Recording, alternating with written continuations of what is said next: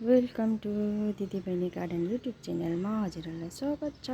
रातभरि पानी आएर चाहिँ अहिले चाहिँ यतिको भएको छ। धेरै दिन भइसक्यो सिलगढीमा चाहिँ पानी आउँदैछ। यो चाहिँ अप्रिल महिनाको 30 तारिकको मेरो ब्लग हो, तपाईँहरूले हेर्न सक्नुहुन्छ। अनि मेरो यहाँनिर चाहिँ यसरी फ्लावर गर्दैछ, यसरी राखेको छु। यिनीहरू चाहिँ एजेलियाहरू चाहिँ मैले लिएर यहाँ राखेको छु। यसरी फुल्दैछ, तपाईँहरूले हेर्न सक्नुहुन्छ। मेरो फ्लावरहरू चाहिँ यहाँनिर चाहिँ यसरी राखेको छु नि त, कि पानीले चाहिँ जम्मै भिजिदिन्छ नि त। अन्त चाहिँ गदावरीहरू पनि त्यहाँनिर यसरी फ्लावर गर्दैछ। अनि मैले चाहिँ चुट्टाएको छुइनँ, त्यसलाई चाहिँ फ्लावरै बनाइदिएको छु। यो चाहिँ मेरो बाँस हो, भाइले कलकत्ताबाट ल्याउनु भएको। अनि आधा चाहिँ यहाँनिर छ, सिडको निचे छ, तपाईँले हेर्न सक्नुहुन्छ। यसरी फ्लावर गर्दैछ यहाँनिर चाहिँ, पुरै पानीले भिजेको छ।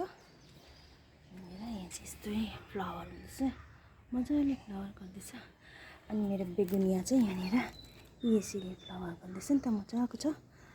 अनि अरू यता छ, यहाँनिर यस्तो छ, तपाईँले हेर्न सक्नुहुन्छ। यहाँनिर यसरी फ्लावर गर्दैछ। आधा चाहिँ मैले यतापट्टि राखेको छु, अनि आधा चाहिँ उतापट्टि, अन्त चाहिँ मैले यतापट्टि राखेको छु। यहाँ चाहिँ इन्डोर प्लान्टहरू हो, तर मैले यहीँनिर राखेको हो। यसरी छ, हेर्न सक्नुहुन्छ। मेरो चाहिँ यहाँनिर राखेको छु।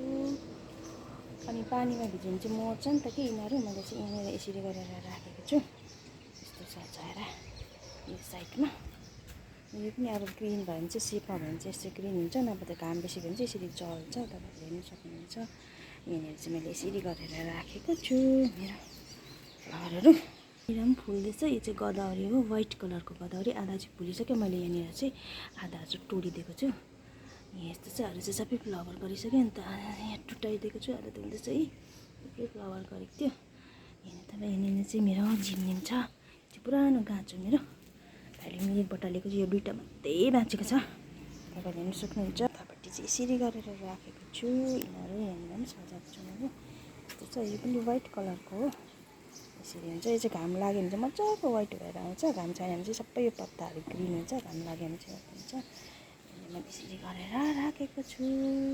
पानी आएर रातभरि चाहिँ यस्तो दामी भएको छ, पानीले भिजेर चाहिँ, तपाईँहरूले हेर्न सक्नुहुन्छ। मेरो आधा चाहिँ यता राख्छु, यहाँ निचे राखेको छु यहाँनिर यस्तो गरेर।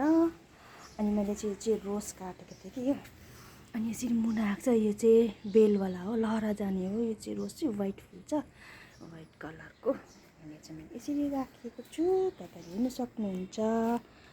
मेरो चाहिँ फ्लावरहरू चाहिँ यो अस्केटिक लिली पनि फुल्नु आँटेको छ, कोपिला लागेको छ कि। अन्त हावाले चाहिँ टुटाउँछ भनेर चाहिँ मैले चाहिँ यहाँ राखेको। मैले उतापट्टि प्यारापेटमा राखेको थिएँ नि त कि, अन्त ज्यादै हावा पानी आएर चाहिँ मैले यहाँ राखेँ।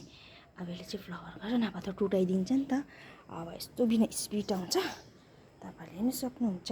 हजुरहरूले यसरी गरेर हेरिदिनुहोस्। हेरिदिनुको लागि चाहिँ थ्याङ्क यू सो मच।